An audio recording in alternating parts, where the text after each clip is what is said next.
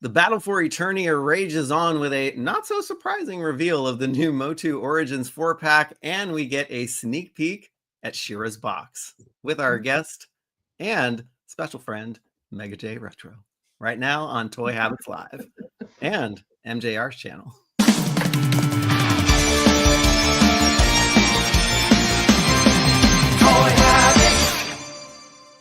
And before we go live, smash that like button, turn on notifications, and subscribe to the channel so you won't miss a beat.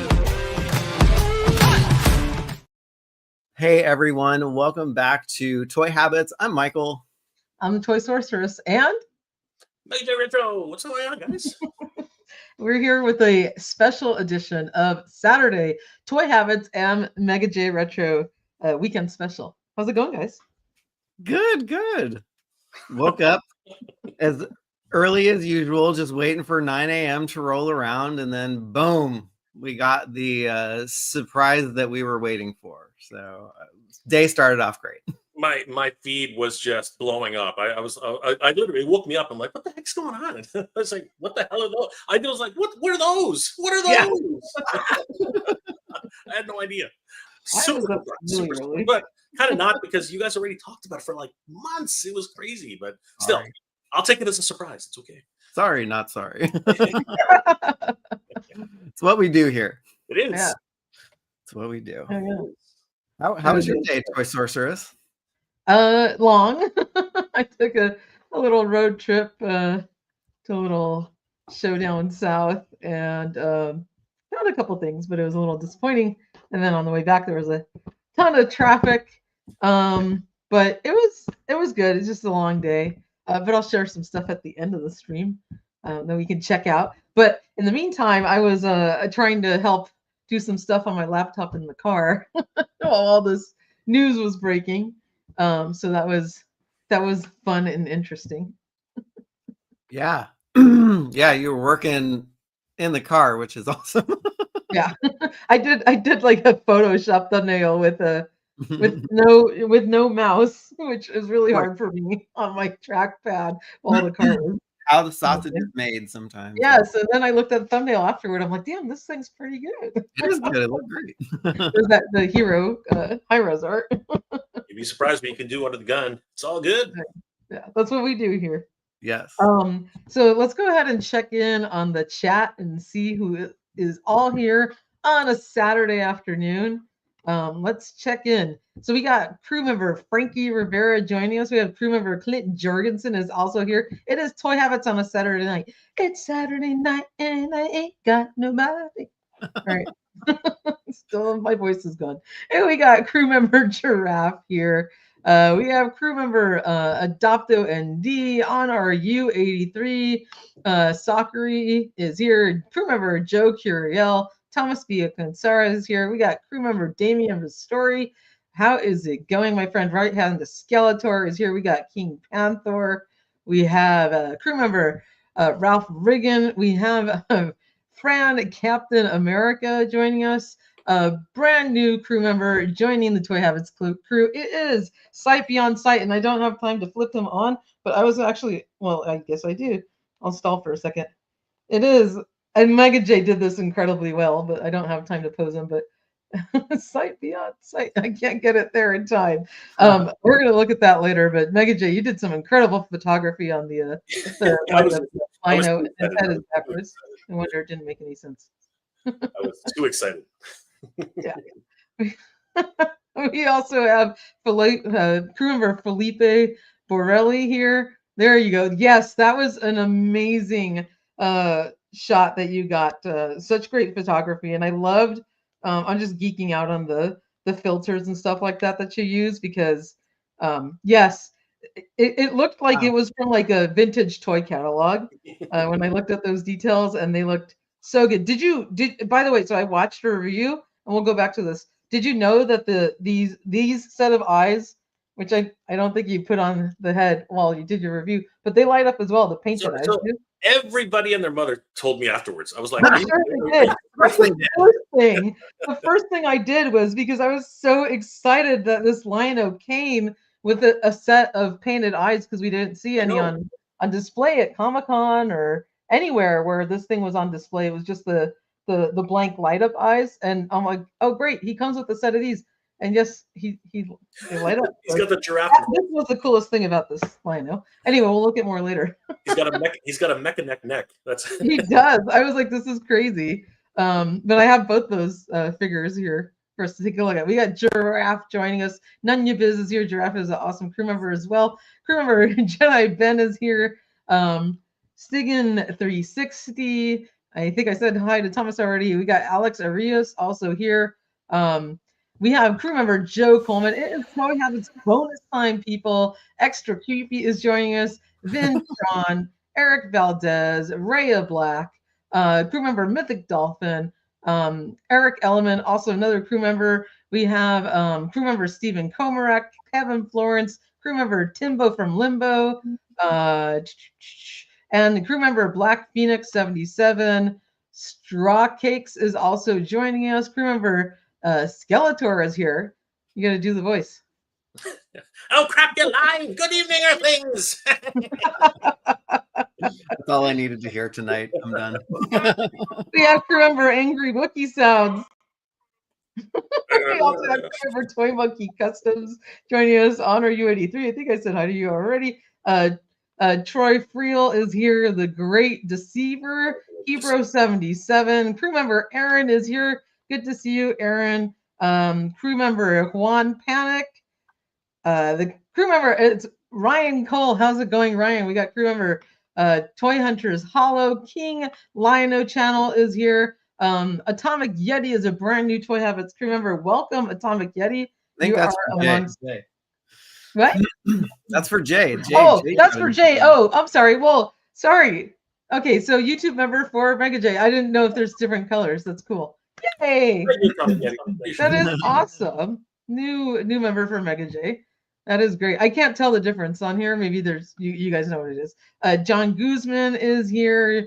Crew member Joshua Robbins. I think I said hi to X Creepy. Crew member Alf is here. Collector Phil. I'm gonna stop in a second. Crew member JT Brunick.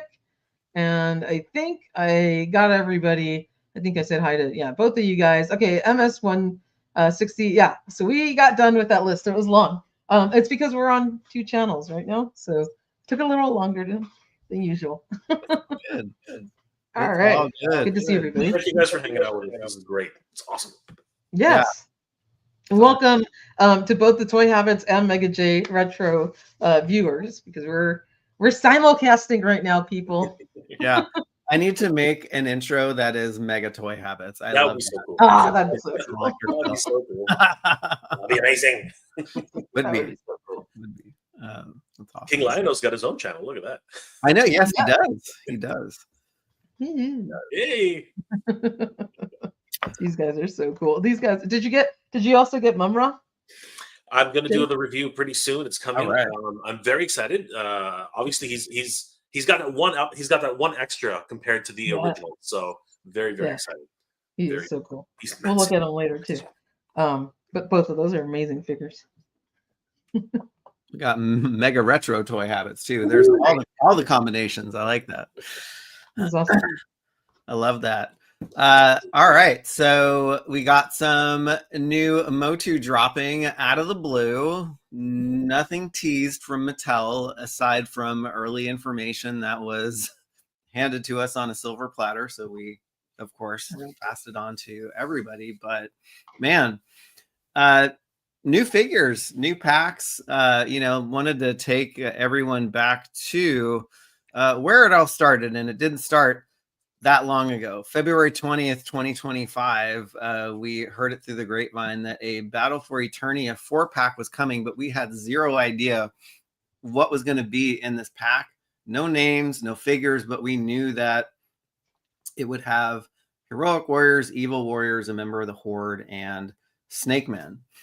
And then a couple days ago, somebody said, okay, this 4-pack is going to go up for pre-order today, actually. And I was scratching my head because it was pretty far off from the ship date for this thing because it's September. So I really didn't know what to do with the information. So I was like, okay, saw a listing for EE for today, and I was like, okay, it could go up. Everybody stay vigilant. So we put out an article yesterday just kind of outlining potential Mattel drops for the next whatever few weeks.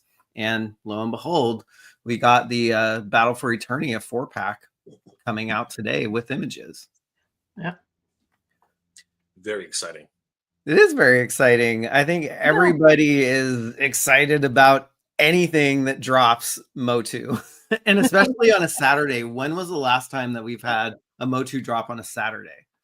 I was really wondering if that was a mistake. And I was thinking, you know what, because in the past they've had mistakes and they've rescheduled drops, right? That's happened before. So I was like, this is going to be dropped on Monday.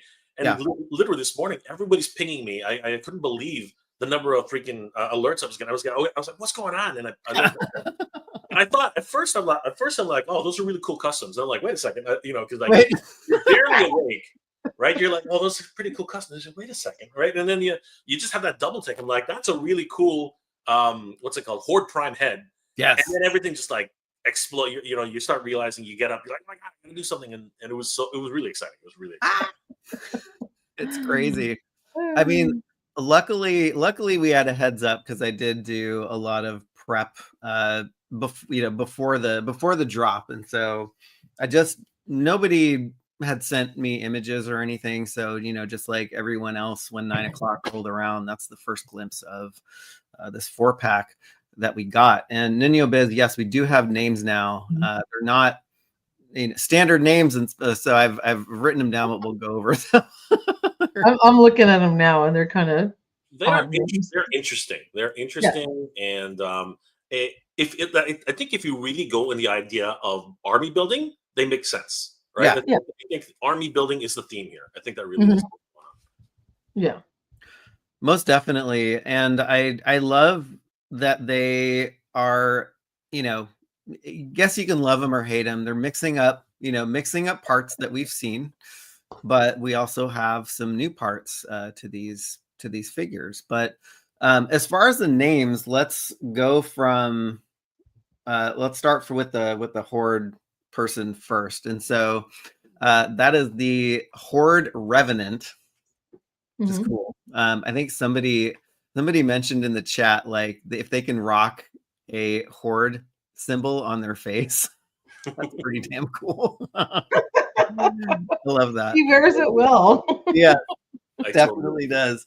And then we have the Paragon Champion, which is in kind of repainted King Randor's armor. We have the Skell Knight and the aptly named Pit Warden, which is just, it's a crazy mashup. I mean, literally it looks like a 4-year-old just like took parts and like made a figure. It was like, hey, this is cool. Not the dog the designers or anybody, but there's some new sculpting in there. It looks like they reused the Vipor head. Yeah. One side. Yeah. They do have some new sculpts. The Horde, the Horde Troopers definitely got a new head. So same thing with the other head of the Pit Master. He's ready for a barbecue. And we also have, I think, the Skeletor, the Skeletor Trooper head. He's neat too. Very much in a similar vein of a Masterverse sculpt that has already been released. So very exciting. Yeah, it's very cool. I love Mother Slug's comment. They almost look like odd toys on Misfit Island. That's really true. I love that. That is so cool. I like that. But yeah, you can see Modulok parts reused, parts from Turtles of Grayskull. Toy Monkey Customs. Can you believe there are only 4 new parts in this pack? Horde head, Skell Knight head, and sword and snake head. Basically, High Priest Pythonus without a helmet. Ooh, look at that. Okay, I like that. Could be a precursor too, and there are a lot of reproduced parts here. I mean, like there's Lords of Power Beastman. What I mean? His armor is in there, right? Yeah. Pretty much King Randor is the Horde is the Horde Trooper. It's almost Mm. 90%. Eternia Trooper, yeah. Right? And the Snake Man is just a mishmash of a whole bunch of other Snake Men, and I guess it would be Turtles of Grayskull, Moss Man. His leg is in there. I think that's pretty much. It's crazy. Yeah. Oh yeah, you're right. And it's like they want us to do part swapping. It's like they do part swapping too. Like this is part swapping to the extreme. I mean, especially if you take one of Modulok's neck pieces and then just stick a head on it, and it's like, okay, it's not even like integrated nicely. It's just sitting on top of there, which it has a certain. I've got a Muppet. The Muppet hand. You ever think about that? It looks like somebody's about to start doing, Kermit the Frog here. It's one of those crazy things. But yeah, I was chatting with Miss Allison Troy, the Retro Toy Princess, this afternoon on Discord, and I was asking her, well, I bet your gears are turning for like figures that could be produced out of all of these things, and she had some interesting things. But man, so interesting. I want to know from the chat, I guess these are supposed to be army builders. Who got multiple packs and who's actually army building them versus just getting one set and just kind of putting it on a shelf? Yeah, on that note too, Michael, I mean, like I at first when I was looking at these, I was like, okay, this is a bit weird. They do look neat, but at the same time, I was like, all right, so how much are these guys? I saw the price, and at first I had a moment, and I was like, is that a good price? And then I realized that it actually is a pretty decent price. I was like, surprised. I was pretty shocked. So it wouldn't surprise me people would do an army build on this for sure. Yeah. If you didn't know what these were and you're just tuning in, you would react just like the Baroness of Toys did. I just got on and I don't know what the heck I'm looking at. So funny. Yes, the phrase I was looking for was je ne sais quoi. That's hilarious. It's got that. I mean, the one figure I think that's really cool is that I guess is it the Pit Warden figure that's a mashup of an Eternian guard and like King Randor's armor. That one's really cool. Yeah. The rest of them aren't really appealing to me. But you know what? I will say this way: the 4-packs we have received, between the I guess the Sunman 4-pack, the snake. What was it called? I got it right here. The diabolical invasion. I mean, if you really think about that, this is actually a more interesting version. And the reason I say that is because in both of those instances, for those packs, those have already been released. Right, like every one of those had already been out. I think the Sunman pack had one new character in it or something like that. I think that was the only differentiator. Oh yeah, and that 3-pack, yeah. But the Diabolical Snake invasion was basically, recolors of existing characters already. Right. Yeah. So this is a little bit. I guess it's a little bit more effort, but at the same time, it's something that was an easy. I'm not going to say win yet, but it was an easy, pack for Mattel to put out. And, go ahead. Oh, I'd keep going. I was just flipping. I was just flipping to a new image just to get some more looks. But I think that we're all going to say that the sore thumb is always going to be the Pit Viper, the Viper, the Pit Warden, with that Muppet style head there. That's the only thing that really kind of. Wait, is that what it's? What's the one? Is it Parian Champion figure? Is that the one that looks like a? We're going to get these names. I'm getting the names all like freaking screwed up. Yeah, we're going to get the names wrong all night. That's just going to be the way. Well, that's the only one that looked like the Eternian guard that I thought, in my opinion, appealed to me. So the Pit Warden is the snake guy. Yes. Yeah. Okay. Yeah. The Horde. Yeah. The Horde Revenant is this guy. Yeah, I figured that guy out, and the Skeleton Knight was obvious. Okay. Yeah. So because we have no lore behind these guys, only tiny little, like only one line phrases. I'm going to put it to the chat right now. What do you guys think is the backstory behind these? Because we literally only got one sentence, and the key phrase for the Horde Revenant is Horde Oathbreakers. What the hell does that mean? Ooh, Like, that's pretty neat. I think that is cool. Yeah, I would love to hear. I would love to hear everyone's opinions. Theories on that. It's funny because he looks a little like robotic in the mask, like the way that the mask is designed, but the teeth look razor sharp. I mean, I love the way that they did those teeth. You know what this reminds me of? If anybody's a fan, or if anybody's a fan of the Beastmaster, I don't know if you remember. I don't know if anybody watched that film, because there are these berserkers, these kind of like insane warriors, and literally all they do is they embed some sort of like psychotropic things into your head. They close it in with a mask.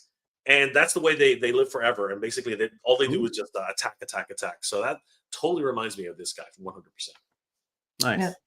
So there's some comments here about the pricing on this. But Eric is absolutely right. $65 on Entertainment Earth makes it $16.25 each. Yeah. So that's pretty good price, I think. And, you know, considering like, especially this snake pit guy or this pick art guy, has a lot of kind of like new tooling on the, at least, you know, the little head, and then the torso. So if we take a look at the torso, it kind of looks like Frogmonger, but there's like some additional texture on it, right? And then his right arm, I'm trying to figure out the top arm of his right arm is, I think, Clawful. I think that's Clawful on the top. I'm not sure who the forearm belongs to, but I do believe that has already been released. So. Yeah, and then his left arm is from King Hiss, except for the head.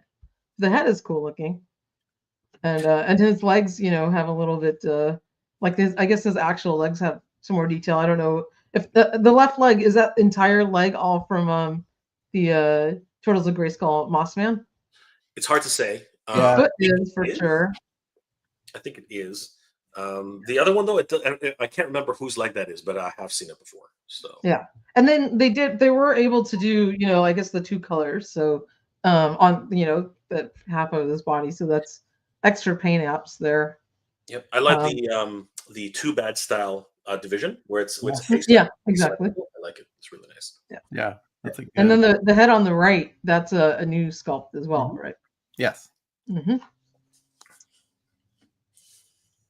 So, and then his shield is brand new. A big yellow shield. Is it brand new, or is it? I thought that was similar to. His sword isn't, but I haven't seen that shield before. I thought the shield was sort of. Sorry, Michael. What was that? The shield looks new. I don't think I've seen that anywhere. I thought it was included with Dragon Snake Armor Skeletor. I could be wrong. I thought it was Snake Armor Skeletor's shield, but you know, not that style though. But it could be similar looking. But it's all good. All right, the Horde Outbreakers may be taking inspiration from DreamWorks' Shira, where Hordak ended up turning against Horde Prime and made a new life for himself as Entrapta's best friend. Interesting. You know what? Mega J's almost right. It's purple. It looks the same shape, but that one has a little bit more detail in it. So we got to give you props, Jay. Oh yeah, good job. Absolutely. Jay. That one just has like some more texture on the front of it. But you're totally right. I stand corrected. It is based on that shield. It has a tiny little bit of revisions, but you're right. Yeah, we gotta pay attention to Allison's comments because she knows the tooling like nobody else. Yeah, Mattel should hire her. One of Squeeze's legs. She's got the QC on point. Yes, 100%. Totally does. Let's see. Toy Monkey Custom forearm is from Vipor and a few Masters of the WWE Universe figures. Interesting. You're right. Vipor is up here, and that's correct. Yeah, I mean, I think out of these two, the Horde Revenant or Revenant person, yes, I think you're right. Yeah, this figure looks like a true army builder. Like you could imagine, you know, Hordak and, you know, mesmerizing or doing his magic chicanery and just brainwashing all of these people, and they become these horde army builders, which is cool. Absolutely. And it definitely looks like that helmet is extremely significant. As you said, maybe the helmet with those little discs at the top, maybe they send in the psychic pathways to the brain. It's like, you must obey me, and it's, you can make up your own canon there. But that's the thing. That's what's fun about this. We're all Yes. making up our own canon. Like, it's so cool. And it's funny, don't you remember as a kid going to the toy store and you wanted to find the new things, right? And so I get that they're reusing parts, but it's actually really neat that they're putting out new figures and kind of making new stories, because the Origins line is basically 90% of a recreation of the vintage Masters line, right? Which we know about. And so this is kind of, this hits the nostalgia button for me in a sense of just like going and looking for new stuff. And this is the new stuff that they have, even though it's not nostalgic and tied to anything. No, but you're absolutely right, Michael. As a matter of fact, when I was talking about it a little earlier, I was like, this is one of the beautiful things about the Masterverse, the Master of the Universe Origins line. It's a secret, like it was a secret, not secret gimmick where you can pop, the arms and the legs and the torso and everything off, and mix and match them with other characters. And you know what? There's some people who have just given them to their kids, and they've come up with these crazy creations, and it looks amazing. And I'm wondering, this was to me, this was a missed opportunity. They should have let the fans submit some kit bashes, right? Yeah. And then allow that for a true fans, fan vote kind of situation. I think that would have been a great opportunity for that. Yeah. Oh, I think you're spot on there. I think they do need to do a lot more fan engagement. And it's funny because they have this new Club Grayskull subscription thing, right? And we're supposed to be getting like news, like early news if you're a subscriber. I'm like, does that just apply to Mattel Creation stuff, or does it actually apply to this stuff? And actually, if it does apply to this stuff, they're probably going to put us out of business really quick if they're but we'll keep everybody abreast of what's coming out, because I think I said it in my article too, like Mattel is very good about keeping fans in the dark about stuff. And it's like, why not get people excited about this new stuff with a kit bash or like custom, it's like, back in the day you had to draw your figure, right, and send it in. Now there's customizers who can just make all of these cool figures and all that stuff. The other thing about that is when you think about it's interesting that we're talking about how this is all kit bashing and replacing parts. I did an interview with Jeremy of the I wanted to share this. Oh, that's awesome. So this is somebody said in the comments of Warrior Beast. Sorry, I didn't know it was gonna swap out what we had before. But it's hilarious how they kind of got their inspiration for that character from this guy. I think he's called like Hydron or something like that. But it absolutely looks like a vintage Rimcoat Warrior Beast, which is hilarious. That is funny. I like it. That looks really neat. Yeah. But I just to finish off my point, I was talking with Jeremy of the Four Horsemen, and one of the biggest things in the Mythic Legions and Cosmic Legions community is creating brand new characters by swapping parts on each figure, right? And actually creating brand new figures out of existing characters who have already come before. And it's actually become a huge thing for the community to create and show off their creations to other fans who just get absolutely excited by this stuff. And this could be an early indication of something that could happen there. And as I said earlier, Michael, I think Mattel has a missed opportunity here. They really should be, as you said, Michael, they need to put more engagement on the fans, because I think that would be massive for them. Yeah, and it's not like fan engagement is not just for huge crowd funds. It's like it's for new ideas. It's for just getting people excited about it. And like when aside from their yearly, their twice a year drops that they do and the stuff that they do at cons, they really don't put out a ton of information about anything that they're doing. And so we have to dig around and find it ourselves. Yeah.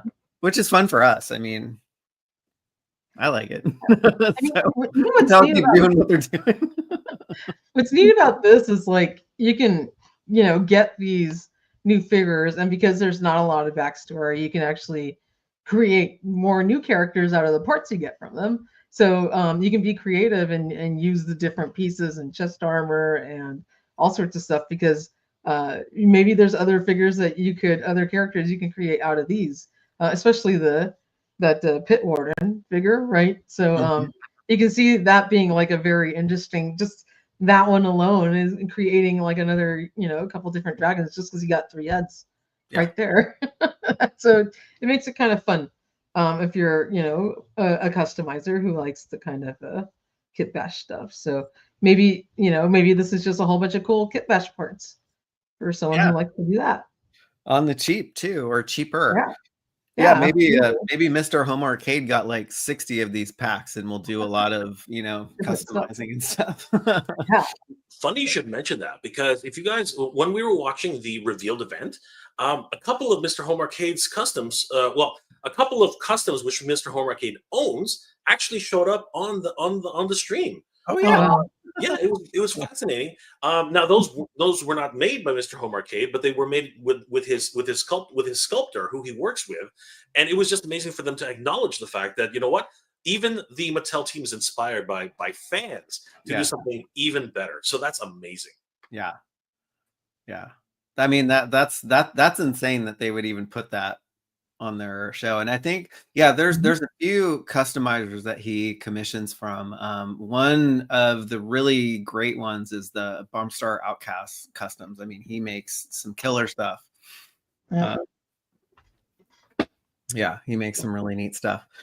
All right, so down here we got the Paragon Champion. I'm like, who comes up with these names? And the Skell Knight.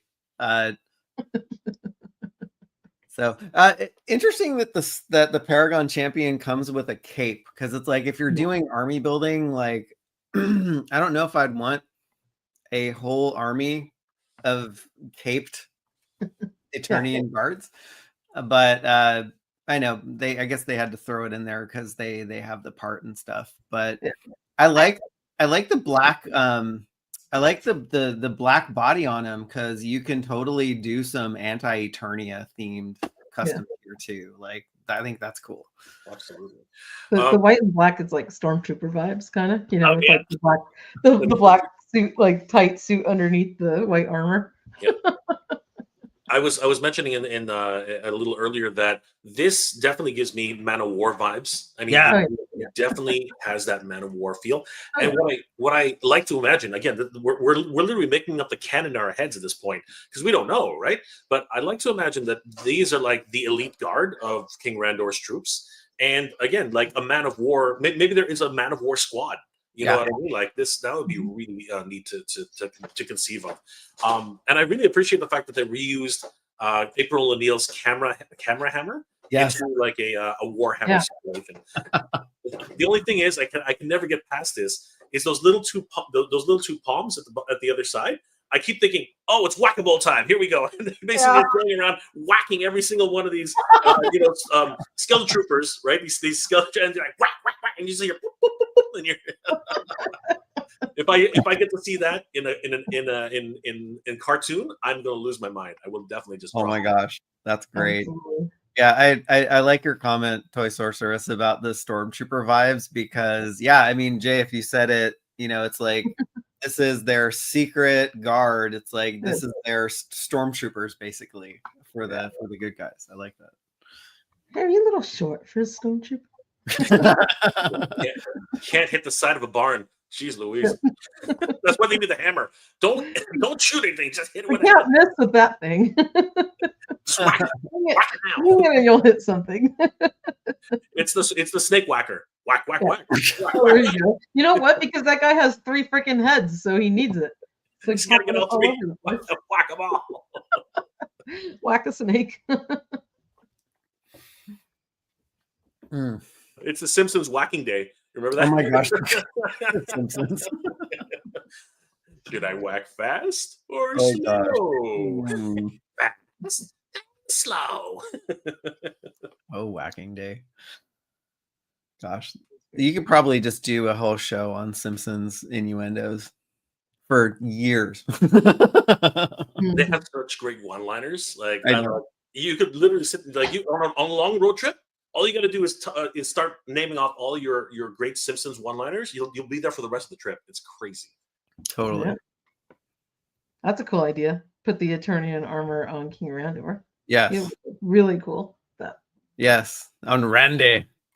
Randy. Randy. King Liono's channel is asking, is this writing on the green sword? Let's take a look. I don't think it's something that we can decipher.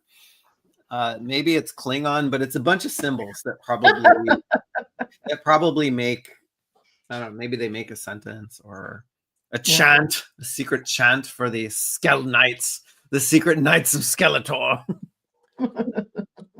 Yeah, it could be a whole bunch of runes from Despondos. Yeah. It's possible because it looks to me like they're magical incantations which imbue strength and possibly evil intentions into the sword, because this thing looks like some sort of demon sword. Yeah. Yes.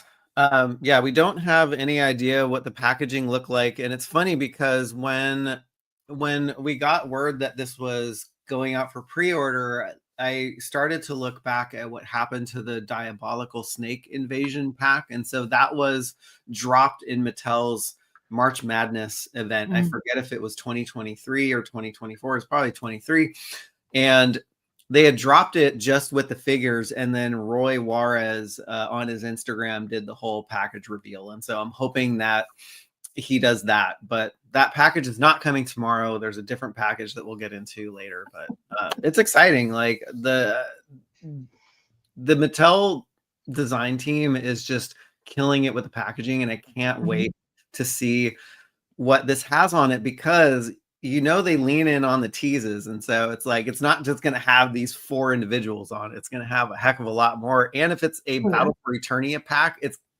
probably going to be crazy war going on. Oh yeah, it's going to be incredible. It's funny, during the Mattel Revealed event, part of that live stream was the creators kind of talking about their creative process, and I think they went through like, they sit around and tried to kit bash and create new characters out of parts that they had. It's like just a little exercise that they do, and you can imagine these guys coming out of that, of that exercise. I'd like to think that they had a day where bring your kids to work day, and they put all the kids into a room and say, guys, whoever comes up with these, we're gonna have a prize. And they came up with the craziest thing, and they you know what, it just inspired everybody, and they're like, you know what, this is cool, let's make this happen. Yeah, I like to think that. Oh my gosh, I'm like picturing that in my head right now, and like so it's funny. I do research for a living, and the technique that you just described is called participatory design, where they give, it's like you're given a bunch of parts and you try to come up with new products or figure out what makes more sense to people. And so I could totally see this as like a total group thing, and like all these kids are making these cool things, and they throw in the Horde head, the Skell Knight head, and the Pit Warden head as new ones, and they're like, ooh, let's yeah, exactly. Like, what can we make with just 3 new heads and then all these parts we already have? Oh my gosh. Yeah. It makes me think, have you ever walked into a Lego store and there's just like a big bunch of Lego parts sitting in a bin that you can just kind of pick and choose, and I could totally imagine that. That's funny. I love that. Absolutely. I can't wait for the package reveal for this, and I hope it comes sooner rather than later. Absolutely. I mean, we're saying these are 3 new heads, but perhaps they're going to be used for actual, defined characters in the future. Yeah. Right? I mean, we can absolutely see that happening. So that's pretty exciting, because they wouldn't tool these new heads just for this. Right. Yeah. Right. Yeah, it'd be so interesting to see what they do with all of this stuff. Yeah, it's fun. It's fun. I love days like this, and it happened on a weekend. Yeah. Which is great. Usually the stuff happens on a weekday. You see what I'm saying though? He's playing whack-a-mole with Yeah. He's going for it. He's going for it. The two other guys like, yeah, go for it.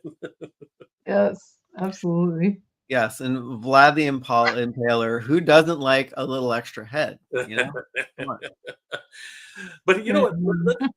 Going back to the history of Master Universe, this is actually what Master Universe is all about. Wacky characters who Yes. really, it's just out of the creativity of because literally they're like, the designers are like, okay, you still got to use the same buck.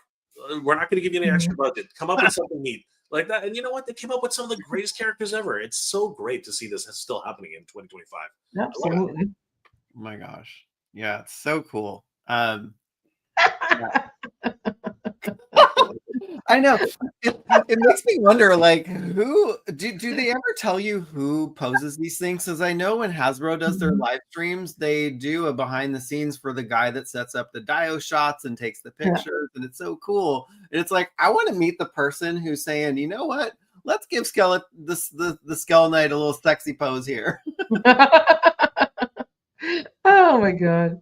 Skeletor figures in mid Jeff Goldblum dress. Yes, absolutely. That is so good. Oh my gosh. That is hilarious. Oh my gosh. That's awesome. Any final thoughts on the Battle for Eternia 4-pack, lest we move on?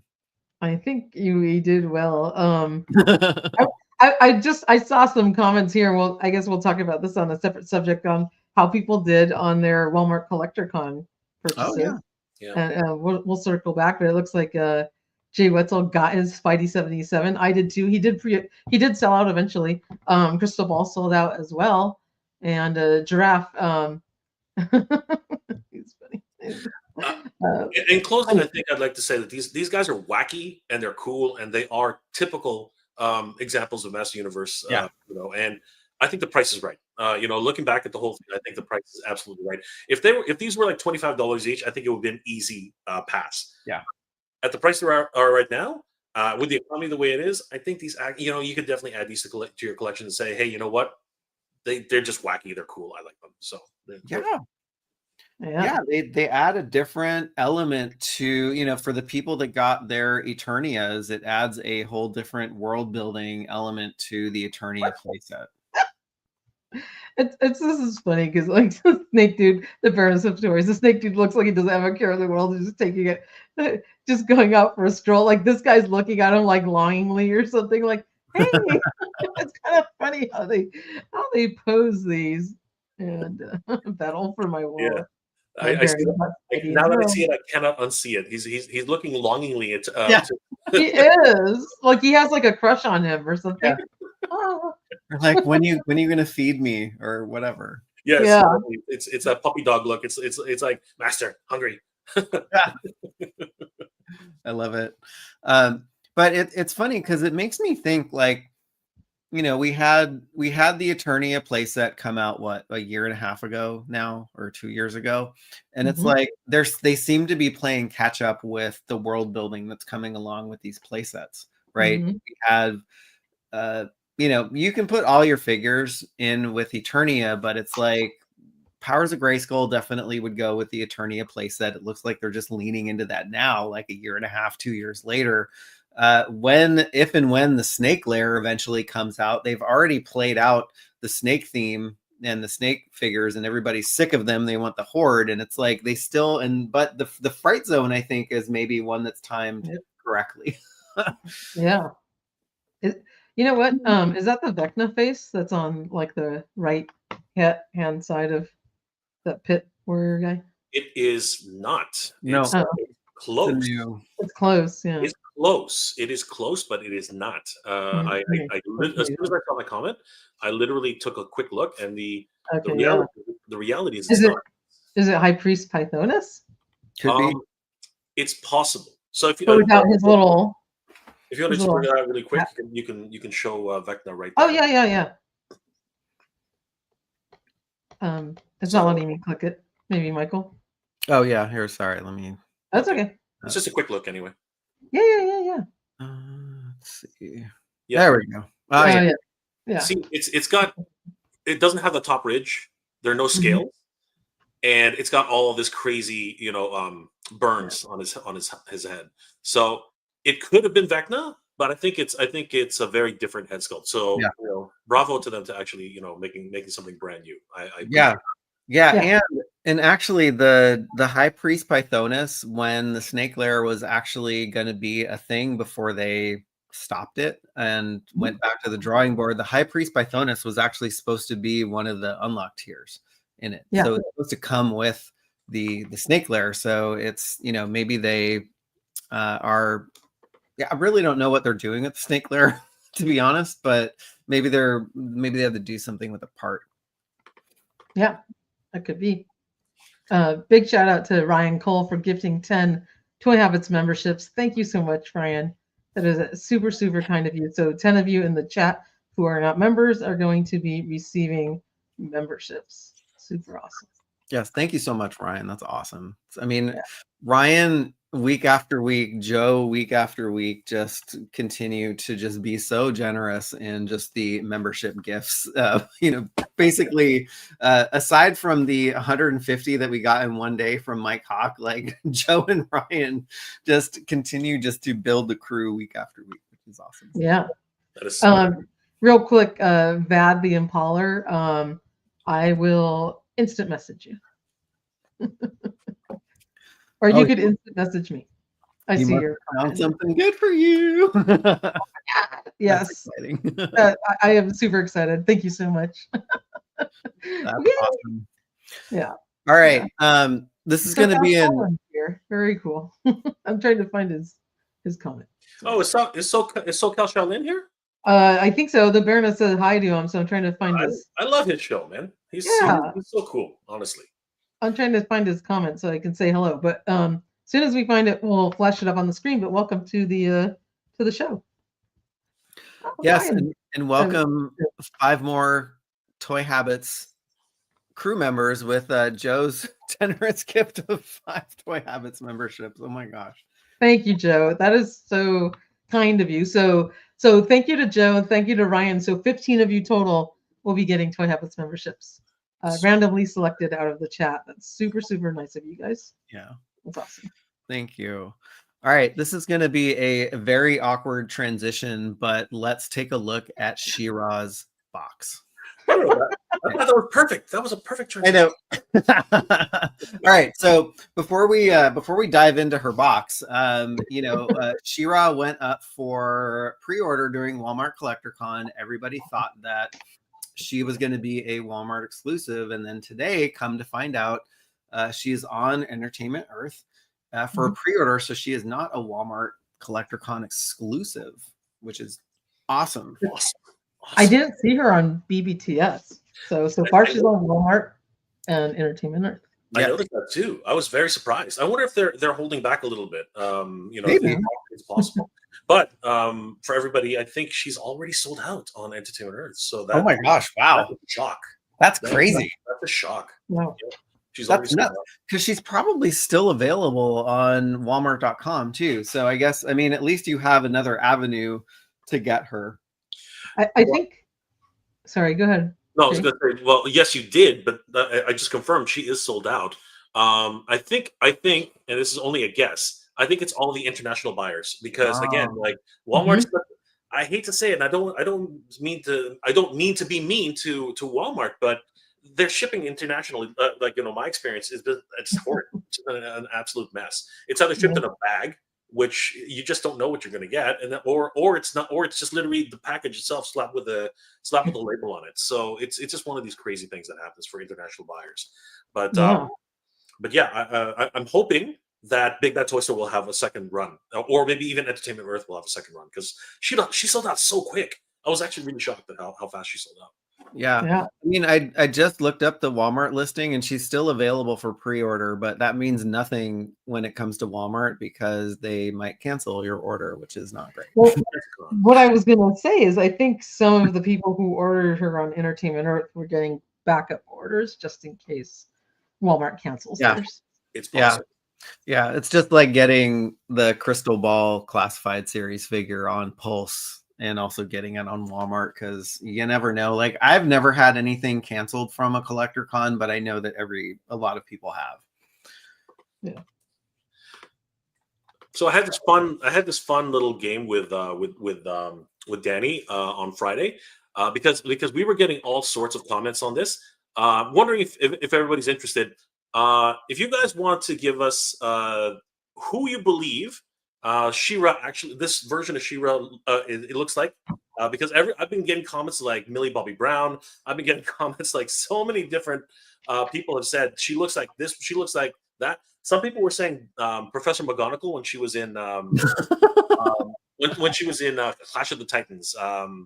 What's the actress's name again? It's I forget. Oh God, let me check it. Yeah, I mean, like a lot of people a lot of people say different things. So it's fascinating how many people have said she looks like my grandma. Like, you know, people are saying so many different things. It's crazy. Yeah, it's funny. We were actually talking about this on our last stream, and it's funny. There's a guy that I know. He goes by the name of X Boys, and he was basically showed me a picture of a side by side of Melindy Britt and this figure, and the likeness is pretty uncanny. Yeah. It was Maggie Smith. It was people saying Maggie. Oh, Smith. Maggie Smith. That's funny. People think so differently. It's crazy. So I'm interested to see what everyone thinks. Mother Slug says Celine Dion. I can see it. Oh my gosh! Screw you, Celine Dion. Oh my God, it's so funny. You're right. Yesterday somebody said Cher. I was like, no. Well, I don't believe that looks like Cher.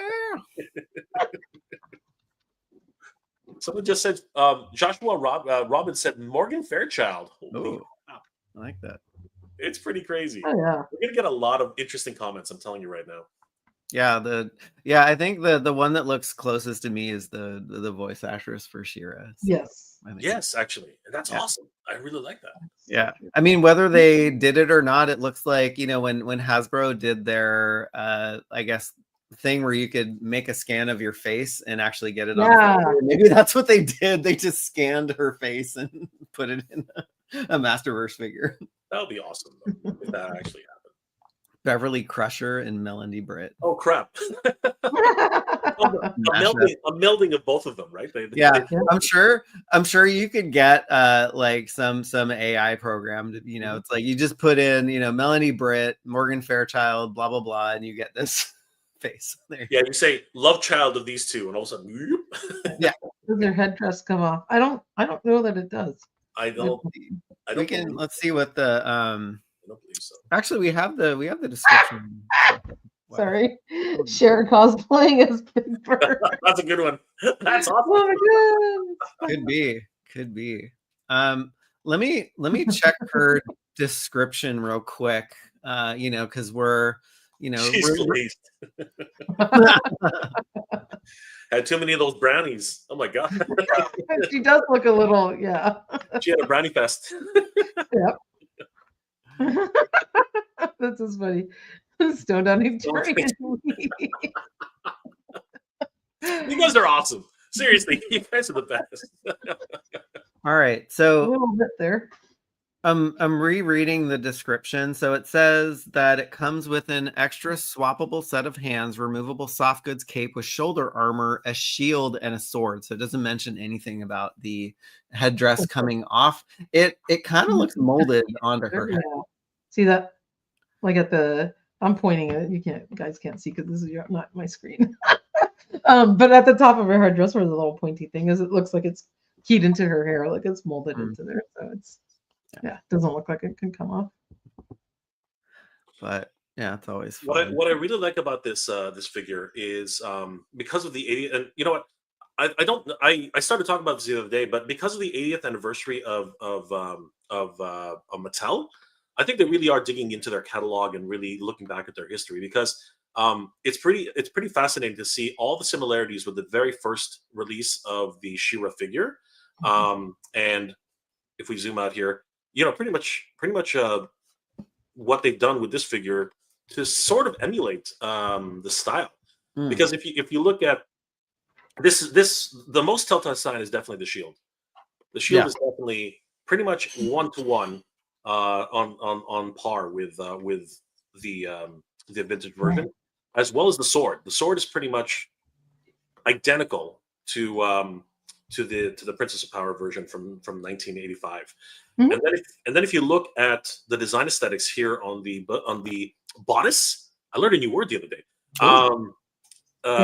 They're very much in line with what you see in the original Princess of Power design. Unfortunately, this one does not have the skirt. I'm pretty sure that's the Toy Sorceress could bring it out right now. But Probably getting it over in the process.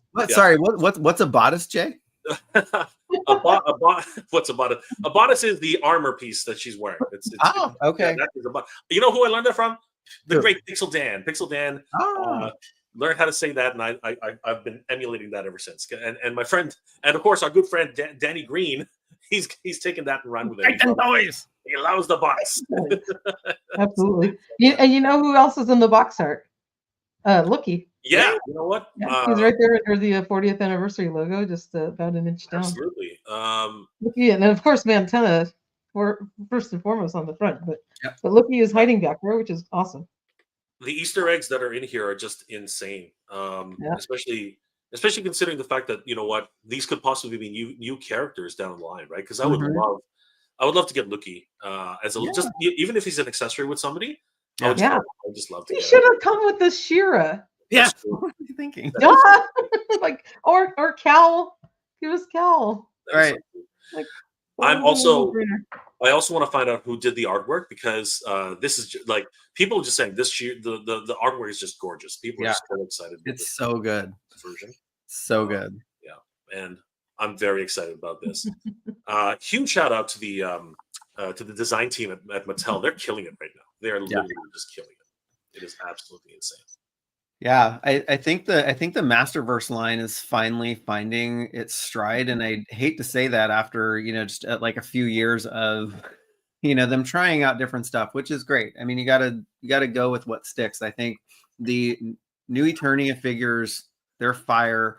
The new Etheria branding on this was such a great decision. I mean, they could not have done that any better. And to introduce Shira as the first new Etheria sub-brand, I really hope that all of these future pop figures come with this new Etheria sub-branding on them.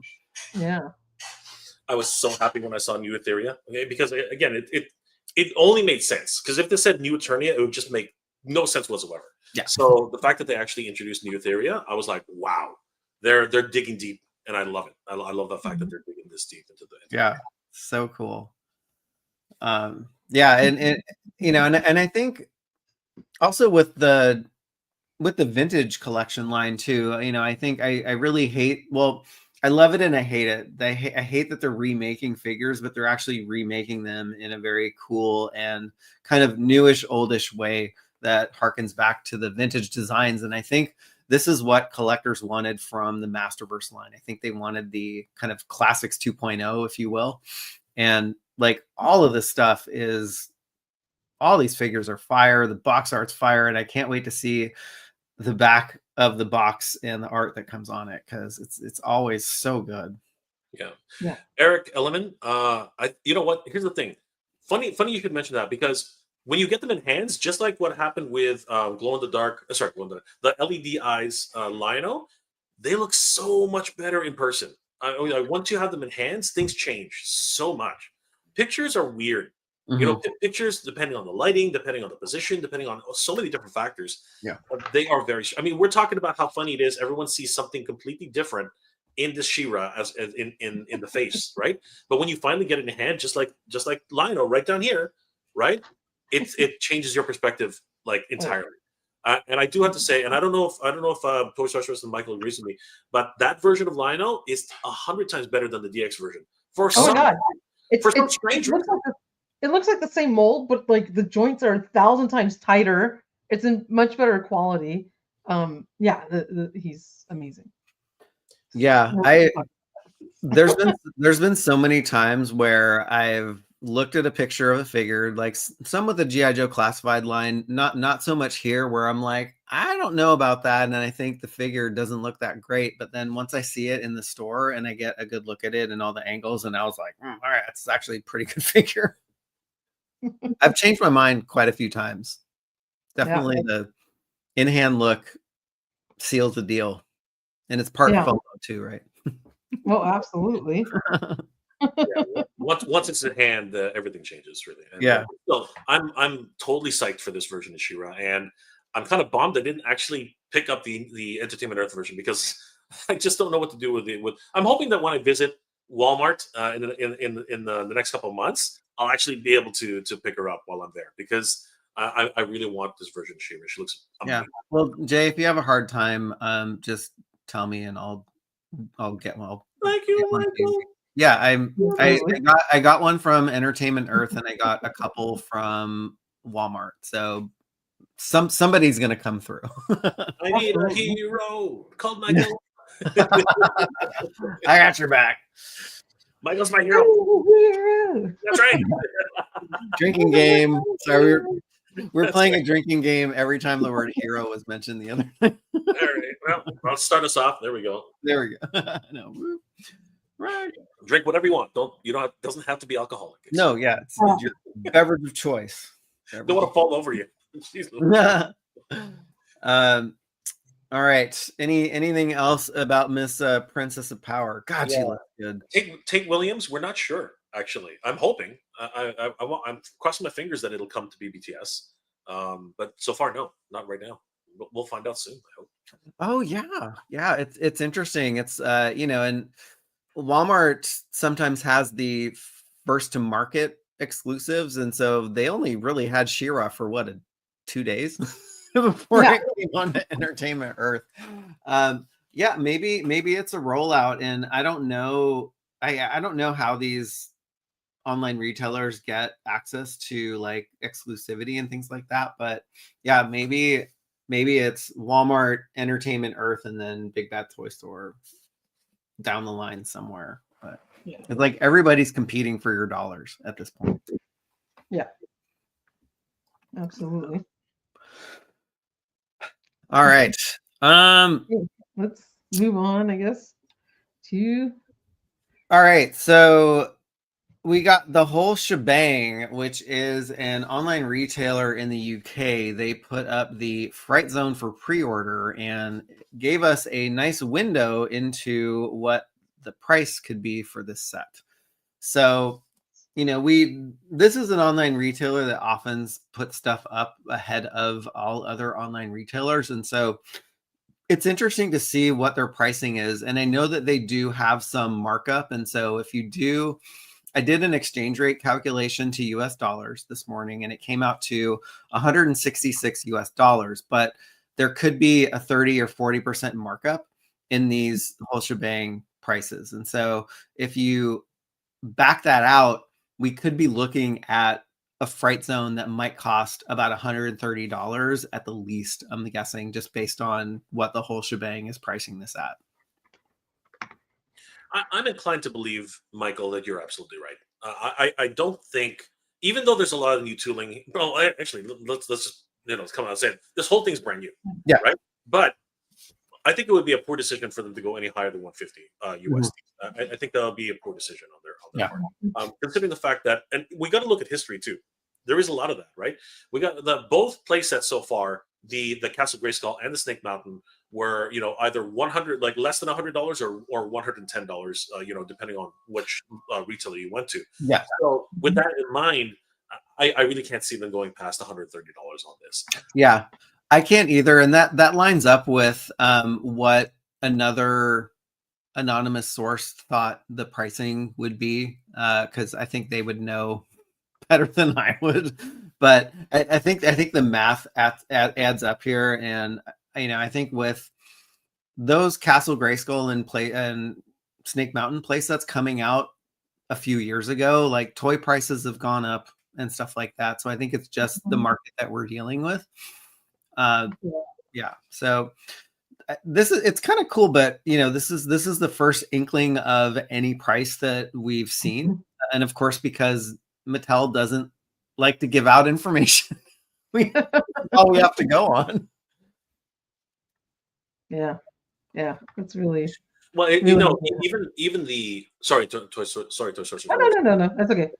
But even the way this was introduced is so strange. I mean, the toy fair, the whole toy fair situation was just very odd in its overall, because with the way Mattel's been handling the Master Universe brand, this was just odd. The fact that it was in a catalog, a press release, and no pressing information, no nothing, and it was just quietly announced for the most part. It was just so strange. And this is one of those things where, and it seems like they're doing this I don't know if they're doing it on purpose or not, but it sure does seem like they're just letting us, the fans, right, and toy habits basically doing the investigative reporting and figure it out on our own, right? So and I love it, but at the same time, it's one of these things where it's kind of like an Easter egg hunt, and it's as fun as that is. we just gotta go. Always take these things with a grain of salt, right? We gotta take them a bit at a time, because as you said, with all the uncertainty going around with tariffs and the situation with China and just everything that's happening right now, the answers are not forthcoming. At least not right away. So this could be anywhere between, and we can go as low as $89 all the way to $130. I think that range is as far as we can go. I don't think we should go anywhere. The crazy thing is, so this is in pounds, right? Yeah. Right now they're 129. So if you convert pounds to dollars, $129.99 is 166 US dollars. Yep. Yeah. I know it's a little overinflated, but still. It is a lot. And then just backing out the markup. It could be around anywhere between 90 and 130. Yeah. For small retailers, they're always going to put a markup. I mean, it is what it is. But I don't think it's going to be that big of a markup, right? No. I mean, it might be $10, $15, $20 like max. So even if you back that up, you're looking at like sub 140. Yeah, but I think that $139.99. That's a lot of money. I think that there also is taken into consideration the market that we're talking about. The UK market versus the American market versus the Canadian market. There's a lot of factors involved, and I think that you also just got to consider optics. If you consider the fact that a lot of people are already saying, even in the chat, if we look at the chat right now, they're like 99 is too much. Right, that's what a lot of people are saying. Right, so you've got to look at the optics on this. Yeah, and the toy sorceress worked her architectural magic and kind of maybe figured out what the dimensions of this thing is. And this is actually not a small playset. This is not a small Fright Zone like we got in the vintage line. This is a much more beefier one. And I think a lot of the money is coming with that plastic that's poured into this dragon there too. I mean, it's a thick, chunky figure. It is big. It is, and it's substantial. Like the whole thing is rather substantial. And of course, there is the transforming gimmick. It's not just a static, playset. It actually transforms. That I dare say this is the first transforming playset in Master Universe. I've never seen a gimmick like that before. Yeah, not in this vein. The way it's actually looking. Yeah, I mean, if you look at the tree portion itself is almost a foot tall. Yeah, that's crazy. Yeah. I love that throne. That throne is just epic. I love that. I can see a lot of people just taking the throne and playing with it. I mean, it's so good. Yeah, I love that. Armando, the creature is an extra figure. That's right. It is. That is the figure it comes with. It is. Yeah. It's. I mean, think of that as like a battle cat. Yes. Right. That's like big. Yeah. So battle cat by itself would probably be like $30, $20-$30. Yeah. Exactly. Easily. Mm-hmm. Exactly. Brian, it transforms into Hordak. No, it's I think when Jay was saying transforms, he meant like modular, right? You can kind of like it has to invert itself in order to actually show the additional play features. You actually have to take the inner portion and flip it over to the inside to actually make it complete.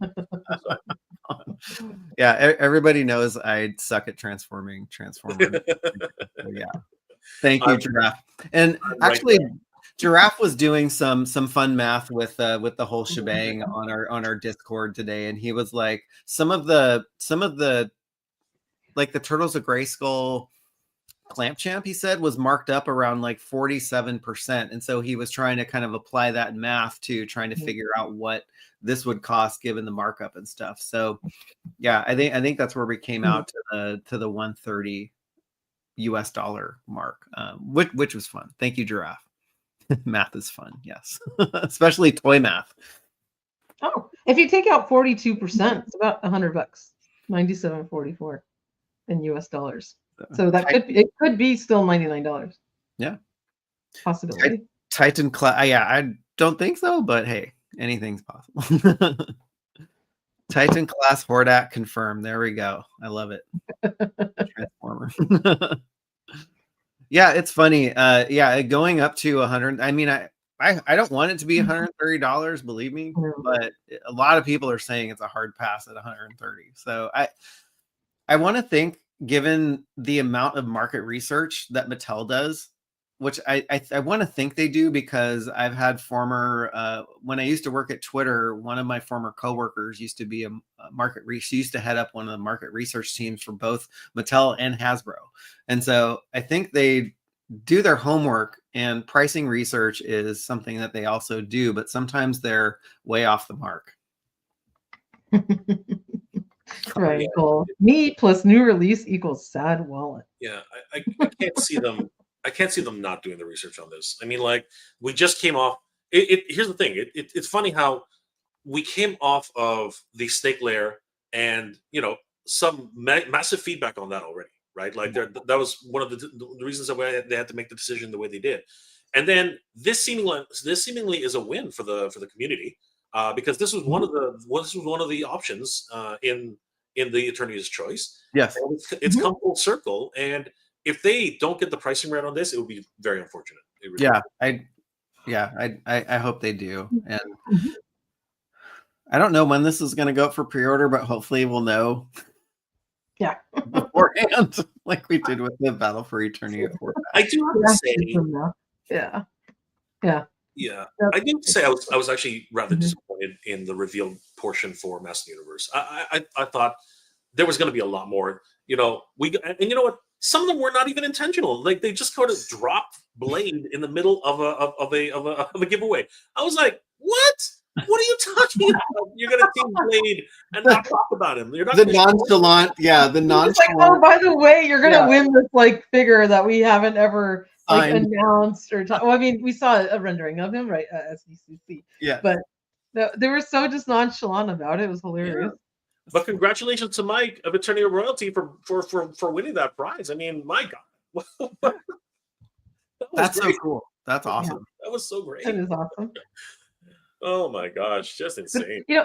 Like I mentioned to Michael last time, I believe the revealed event last year, they only showed one or two things. And so I wasn't surprised that that's all it was, because then they did their March Madness drop after that, where they, dropped everything on us all at once. So then me and Michael had a meltdown trying to cover it all. Right. As we do every year. I hate it.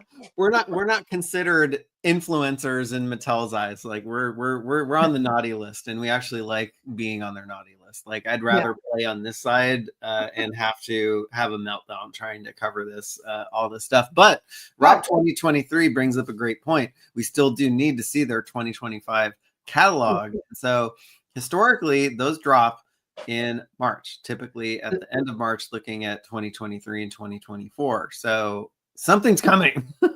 So, fun fact.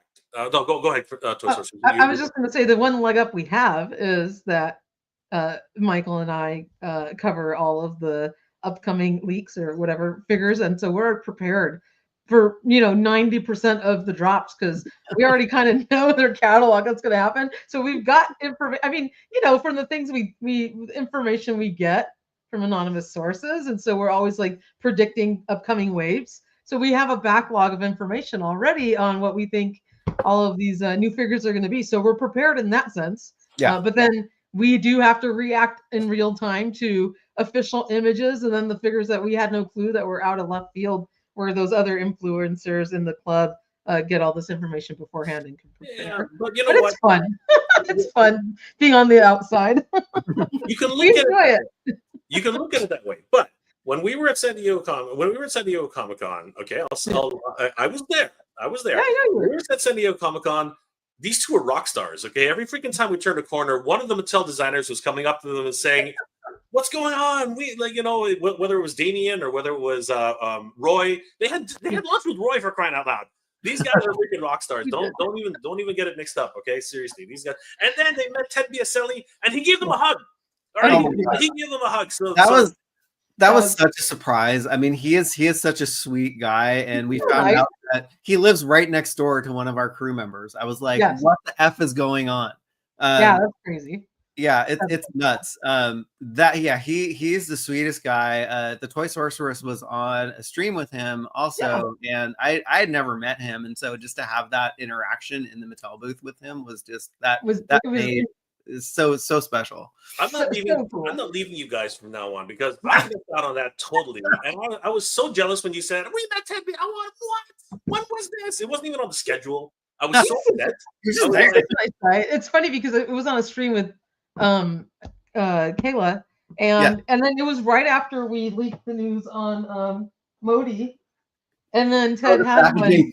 He had the box one right there. He's like, "Well, now that the cat's out of the bag, I guess I can show this to you guys." And he pulls the box up for Modi before anyone could see him. That is so great. It was great. He's such a nice guy.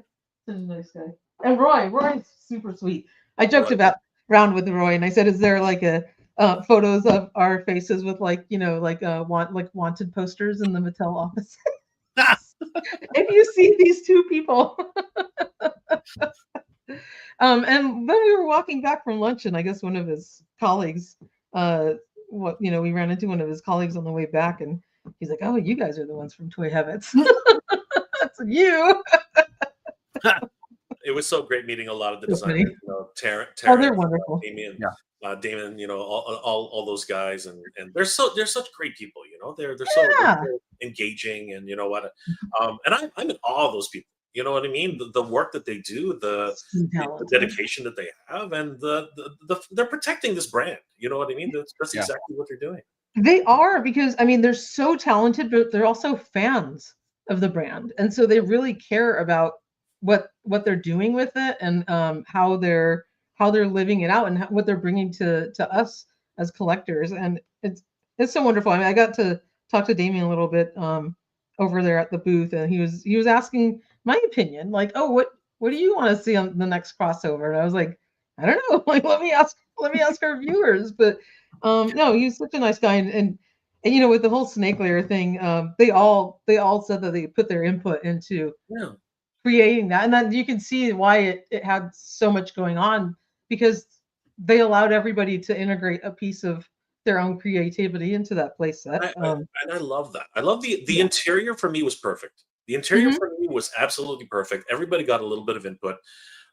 But you know what? I think that if it didn't have the extra, they're looking for value. They're looking for so many things. But I think that the vehicle was sort of way over the top, and I get that kind of put it over the line, right? But I think that now that they're going back to it, I think that they're going to go look at Axel's original concept and talk a little bit more about it. Yeah, I think that but I'll be honest with you, I would have backed it. I would have backed that 100% because I loved all the elements that were in there. It wasn't exactly what I was expecting, but I still would have backed it, like 100%. I would have backed it. So. Yeah, the rattle trap was. I was talking to a friend about that actually today, and it just looked out of place, and like they didn't have to integrate it into the playset itself. Like it just could have come as an add-on. Yeah, much like the dragon figure that's in the Fright Zone right now, right? I was bringing this up because we were talking about Roy and team and all of the artists and stuff. But that's another thing that Roy Juarez dropped today, which is a teaser for what's coming out tomorrow. And we think it is the box art to Terra Claus Skeletor, because this unfortunate Eternian guard looks like a Terra Claus rip in the back of his gear or his garb over there. So. Yeah, looks like he's being assaulted. Yeah, I mean, I want to see more blood on these things. Like the way that Terra Claus Skeletor is with those massive claws. I want to see some more carnage on this box art. I know they're not going to do it, but that would be my. And is this an early tease, Easter egg, that we might be getting some Eternia Guard packs? I'm wondering if that's in the future. I hope so, because I was looking back at the Masterverse box art, and at some point they started doing Easter egg teases. You know, and it's they didn't start that way, but they ended up integrating them.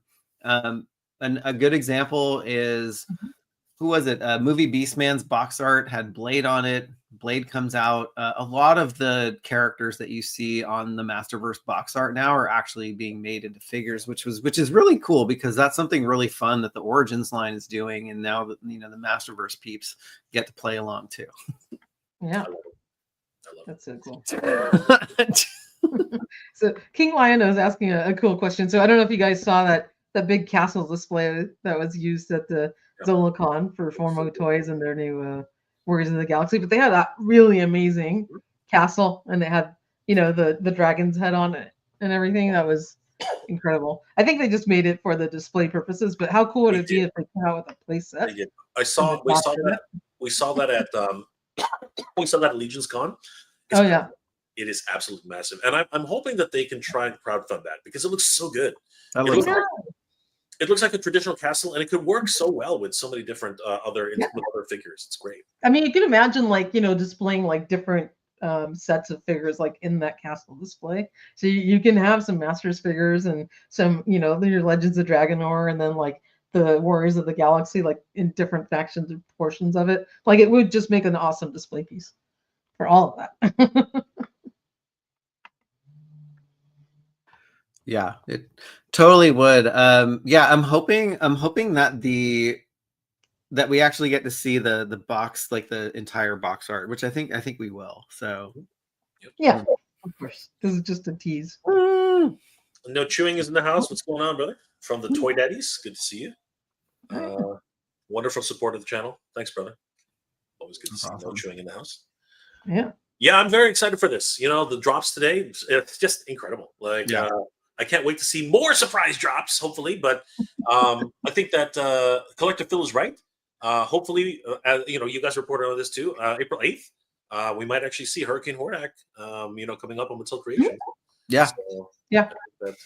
Once again, Boy Habit's getting right in the insights right again. So. Well, we can't take credit for that one, because that was they said that on the Mattel Creations revealed. Yeah, but we did do some sleuthing on the Mattel UK site, because they actually had both March and April up, which we got the April 8th date from. So there. Yeah. There you go. That's awesome. Now we're finishing each other's sentences. I know, right? Same thing. Everybody's in sync. It's awesome. That's awesome. Awesome. Anything that you wanted to cover off on a Toy Sorceress?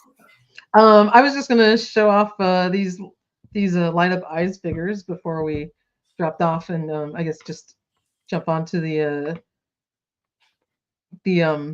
review real fast, because they are incredible. And you know, they've actually since sold out on Entertainment Earth. I think Lino sold out. Mumra might still be available, but they are incredible figures, and Mega J did an incredible in-hand review. So check out the review on his channel. Sorry, it's going the wrong way. It's always backwards. So check out the review on Mega J's channel, because you did an awesome review of those. But these figures, like in hand, are just incredible. And oops. Oh, do you need me to take that down? Oh, you got it. Okay. Yeah, I got it. Okay. So yeah, I was able to do an in-hand review on these guys. So this new version of Mumra is based on the, you know, first version of Mumra the Ever Living, but he is a very cool kind of teal color. His chest lights up, his eyes light up, and you know, he comes with some cool new accessories. He's great. I really love the colors on this guy, and they did an amazing job. And then, of course, you already heard me gush over Lion-O, but I love that he did come with his regular set of painted eyes, but these light up too, because I was so excited about this figure, but then when I saw that I guess the eyes that were on display or shown on the renderings were just like just yellow, like kind of like non filled in. They were kind of blank eyes. He looks so much better in this version. I'm just gonna flip my light off so you can see him lit up a little bit. But he is super, super cool. And so this is based and these are Mega J's photos here with the blue background that I included because you did such an amazing job in posing these, and you can definitely get him in the sight beyond sight pose, or at least Mega J can, because you're so super talented. I couldn't get that like exact view. It took forever. So have a lot of patience. That's all I gotta say. It took forever. Oh my gosh. And you can see him here with the vintage LJN version, and then both of these lit up. Which that awesome. Also took forever because my vintage Lino, the damn thing would not. If you watch the video, when it started to flicker, I lost my shit. I was literally it's going crazy. It was so cool seeing you like light up and get like so happy when it like finally worked. You're like, oh my god, did you guys all see that? It's great. It was great. Yeah. So if you flip the lights off, they glow like really bright, and the sword is glow in the dark. So so cool. Yeah, so absolutely, like you get the kind of blanked out eyes, all the claw shields, and then there's 3 swords in here. So you got the short sword, and then the other 2 glow in the dark swords, and this one goes into the sheath of his claw shield, and then you can attach it on his little peg on there, just as it is. And so now you can see him with his different eyes, but this is a glow in the dark blade on there, which looks awesome, and you can see those eyes lit up. But this is an awesome figure, and it is basically and there's the light bulb. So if I pop this head off, you can see. So it's basically this little piece. It slides into his neck right there. It's got a little on-off switch on the bottom, and it just keys into his head just like that. And you can swap the various heads on there, and they just pop on. But so they did a great job. This one is based on the same figure as the deluxe, which is right here. He has a darker skin tone. He's not the same exact color. You can tell he's a little darker. He has a wash on him. But he's like so much better quality. I don't know about you, but like my deluxe figure is all loosey goosey, and I actually tried to exchange them for another one at Target, and they were all the same. So I figured that's just how they were built. But this one feels like an ultimate, so it's like much better construction, even though it looks the same. There's this little 2-headed dragon, which is really cute. This little translucent blue dragon. So tiny. Yeah, and then you can see these 2 guys next to each other, and there they are, lit up. And look how much the sword actually glows in the dark. Super bright. Like I charged it on the light bulb for 30 seconds or something. That's cool. The glow in the dark actually works inside the paint too. That's pretty awesome because it's actually painted. So that's neat. Yeah, it absolutely works. It's awesome. I mean, they light up like really nicely in the dark. That's cool. Those are awesome. Anyway, I ordered mine from Super 7, and they have yet to ship. It's like, mine were in stock on Entertainment Earth. I ordered them. They got here in a couple days, and now they're sold out. Oh my gosh. Yeah, I was able to. I just walked into Titan Toys. They were sitting on the shelf. I'm like, yeah, I'm grabbing this for a review, and I just walked out and I did a review and said, "Here we go, guys!" And you know what? I am over the moon with these. These are absolutely top notch. So they're still available at Titan Toys if anyone wants to take a look at that as well. But yeah, well worth it. Well worth the price. And they're sold out everywhere though. Like I think that like Entertainment Earth, they're sold out. Big Bad Toy Store, they're sold out. Like it's crazy. It's crazy. Yeah, but they're really nice. They're great. Amazon sold out as well. I think they still have Mum Ra, but not Lion-O. So they look great. And then with the with the cat's lair all lit up. That's That was just so much fun to set these guys up. Yeah, he looks great. Anyway, so just wanted to share that with everybody, which was awesome. And I picked up a couple fun things today. That I was gonna. Since you're I went to this little show, but it was kind of a ways away, and there was like a lot of comics and stuff like that, and it took me a couple hours to drive there. There wasn't that many toy vendors. I was like a little disappointed in it, but I found a couple cool things. So I got this vintage Krang's android body. I think it has the regular Krang in there because it should have like the one that's all pink. But he's in really nice condition. Always wanted one of these, and no broken antennas.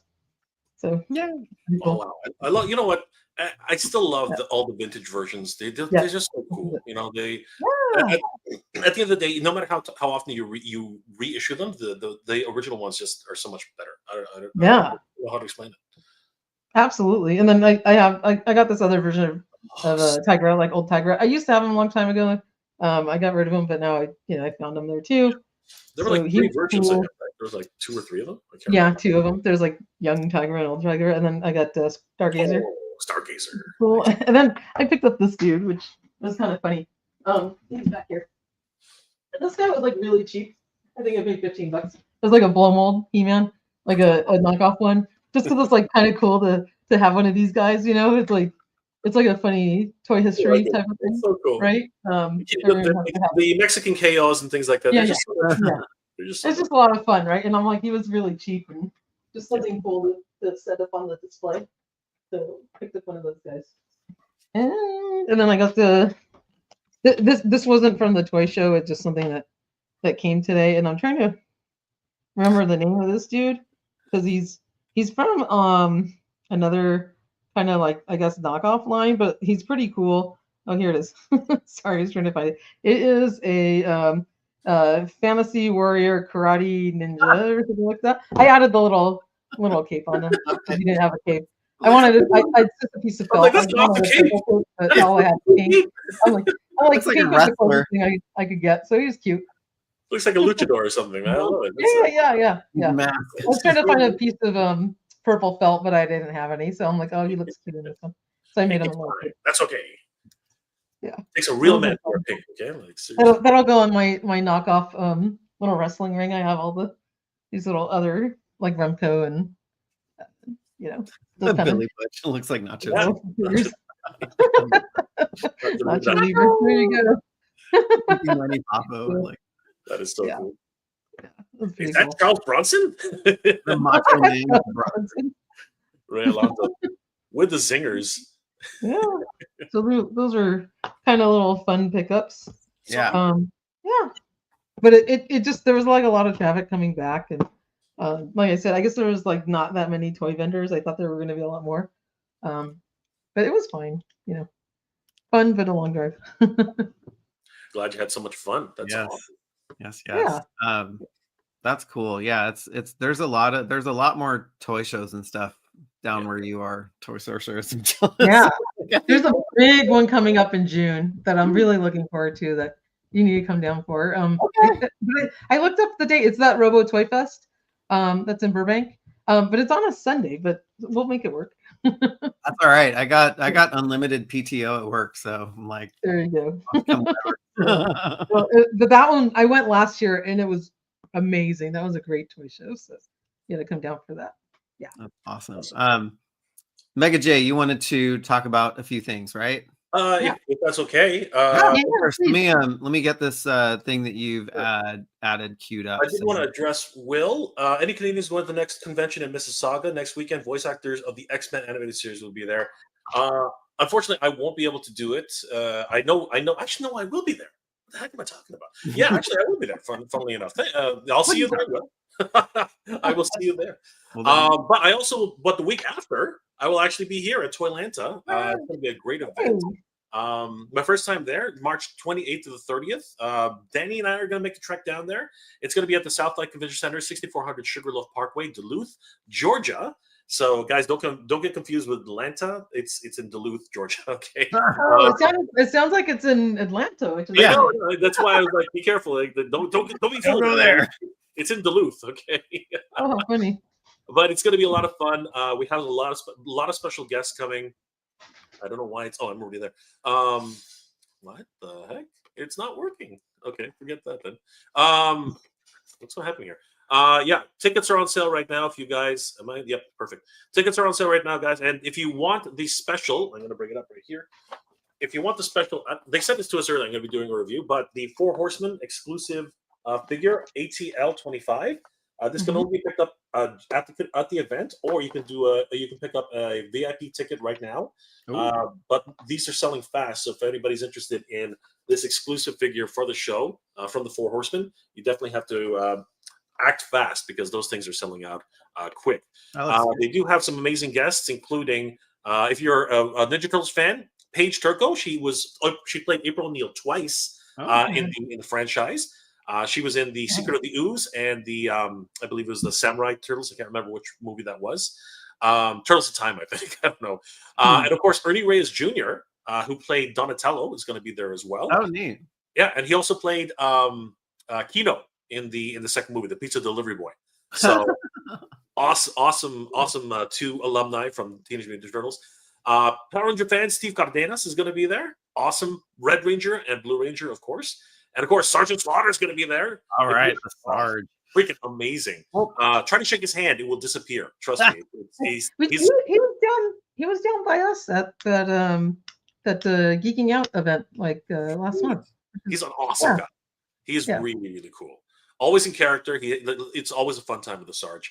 And there's going to be a ton of Toy Troopers there too. Sharmus Prime is going to be there, and that's just for Toylanta. But the PowerCon is actually back at Toylanta. Whoa. Oh my gosh! So this is the big thing for me. It's a big thing for a lot of us, of course, Master Universe fans. This is going to be so much fun and a lot of great Toy Troopers. Conventions in one. So what's happening is a lot of people were wondering what was going on with PowerCon.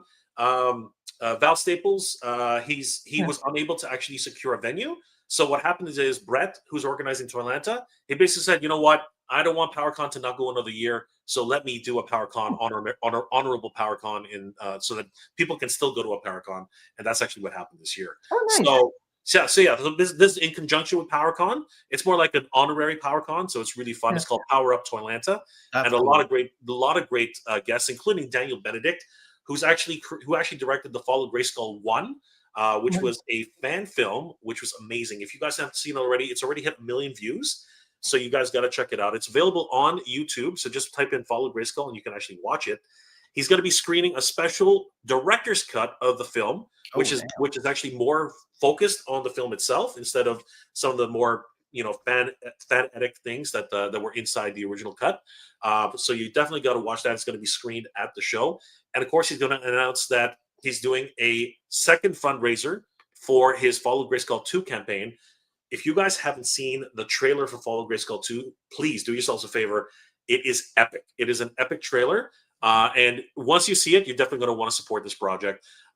He's going to be launching it at PowerCon, and definitely give him a like and a follow. Follow his progress for this, because Daniel is an incredible creator. And in my opinion, again, this is only my opinion, but I have more faith in this film than I have in another film that's actually being produced right now.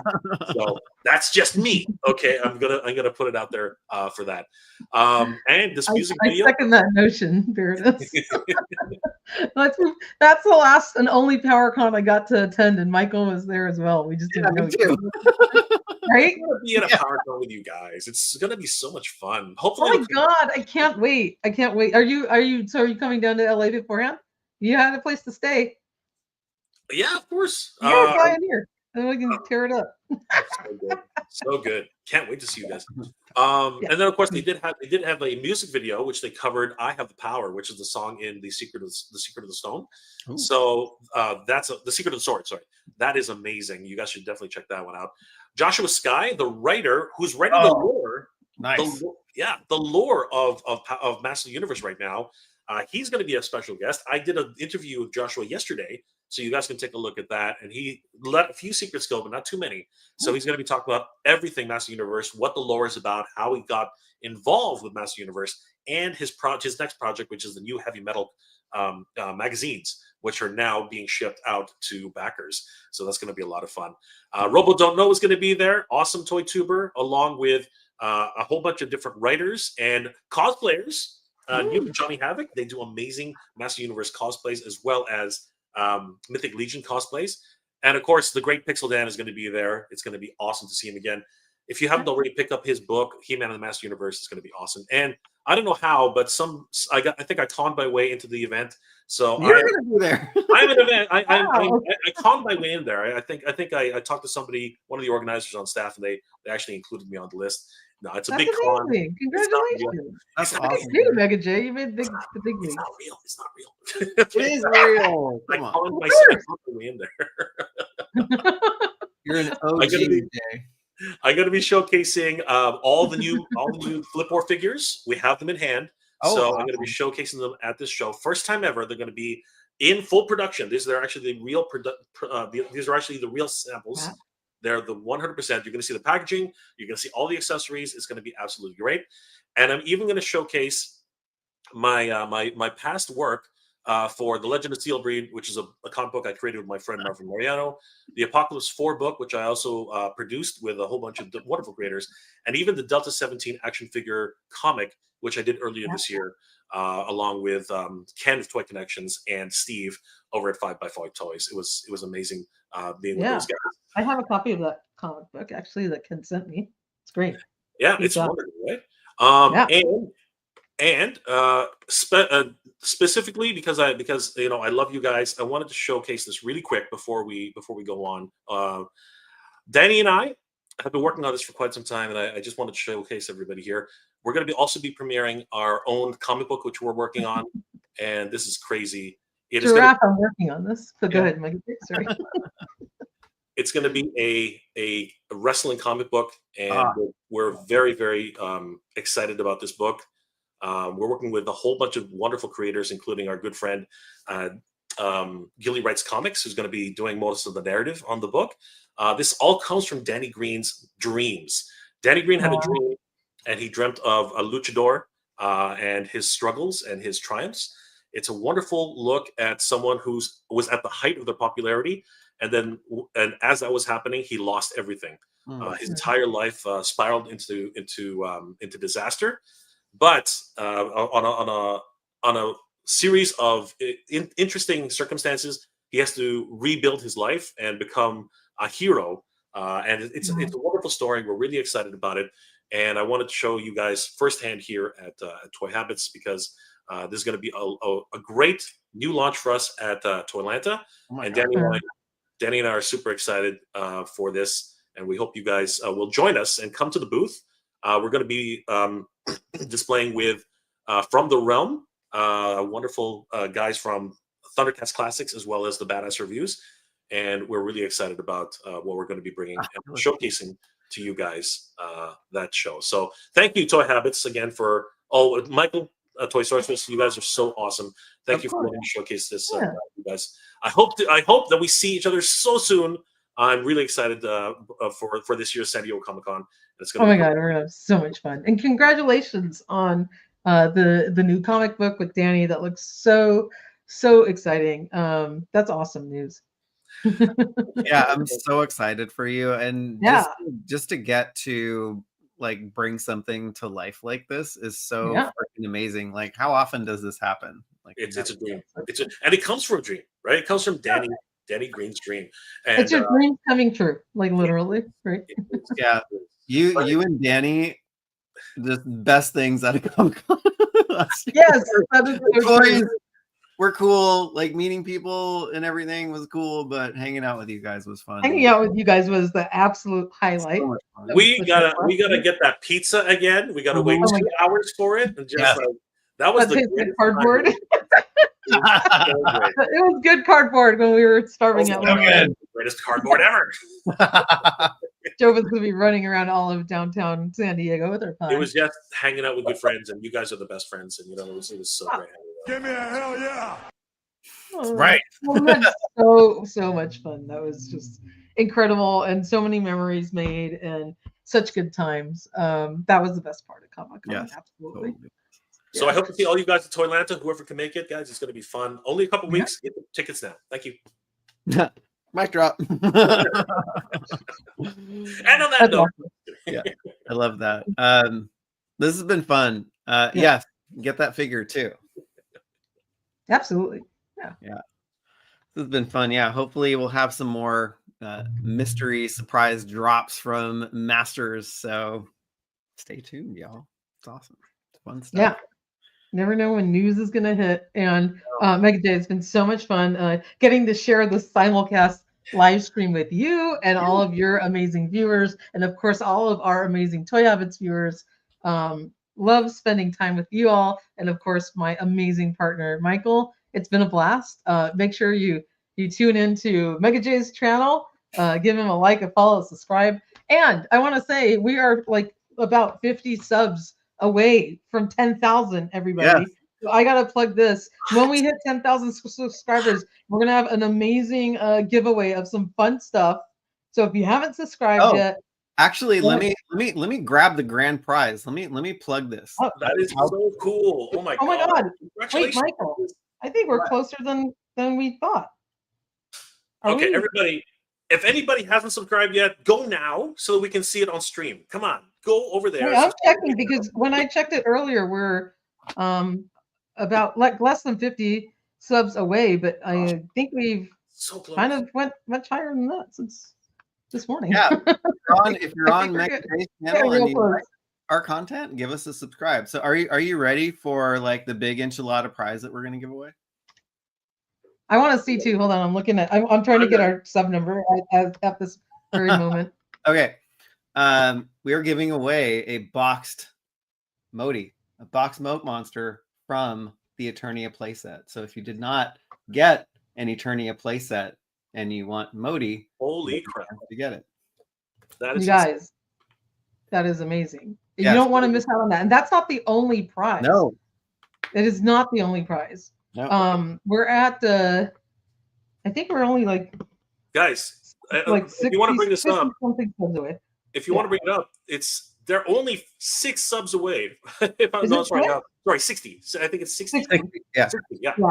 I'm not on YouTube Studio right now, so I couldn't see the exact number. Yeah, but, it's right there if you want to share it. 60 subs we're away, 51. Guys. 51. Actually, technically, we're 51 away. I can't show the rest of this. It's so close. Right here. It's so close. 9949. Oh my god! I had to find it on my phone. So excited! So close. Congratulations, guys. So close. But we have other prizes. Yes. That's just the grand prize. There's a multitude of other prizes to give away because we want to have a celebration. Yeah, it's going to be a fun show. It's going to be a celebration of just everybody, the community, and we just want to show our appreciation to everybody. So yeah, and also too, like we've gotten a lot of donations from for giveaways from all of our some crew and just some regular viewers of the channel who are like, can you give this away on your 10K sub live? I'm like, okay, let's do it. Well, there's stuff I'm donating, stuff Michael's donating, stuff our viewers are donating. So this is going to be a collaborative effort of the community to celebrate.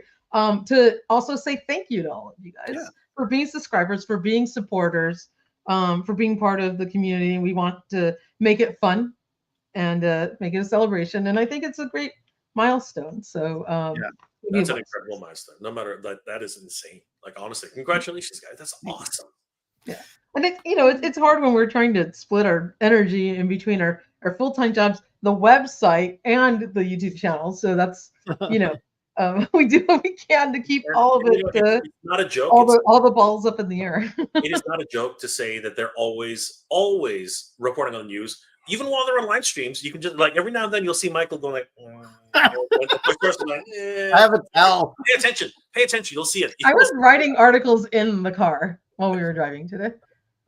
Put it that way. So excellent. And you know what? They're hardworking guys. They deserve every accolade because these two are always on the ball. And they find the links, they find the secrets, they find the leaks. Guys, subscribe to Toy Habits. Secret Castle Grayskull. Yes.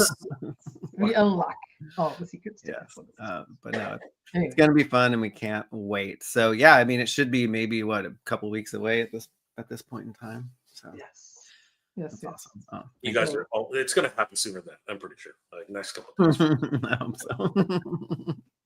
Yeah, that's going to be amazing. And when we get close to that milestone, we might have to just have an impromptu live that night to just hit it, right? Yeah. I don't know when that day is going to be, so we'll watch the ticker closely. But it's been a blast. And again, thank you all for joining us. Thank you, Mega J. Always so much fun. You are such an incredible friend and just such a amazing person. You have just so much fun in life and knowledge. And I love hanging out with you. So You guys are everything to me. Seriously, like every single time there's a news piece, it's I always say, hey, here's it on Toy Habits. Go over there. Watch Toy Habits. Like, we appreciate it. Yeah, I definitely got to get that Mega Toy Habits intro going. So that would be. I'm stealing it. Oh, how funny. It's like old times. Yeah, it's funny. Yeah, it's like we're bebopping around like Saturday, Thursday, Friday. I know. You never know. Yeah, you never know. Never know. All right, everybody. Well, I don't know if you guys had anything else to add before we sign off. Nope. Okay. Nope. Have a great rest of everybody's weekend, and we'll see you next week. All right. Bye, guys. All right. Tell them Jay sent you. That's right. All right. I love Good that. night, Bye, everybody. Be proud. Good night, all.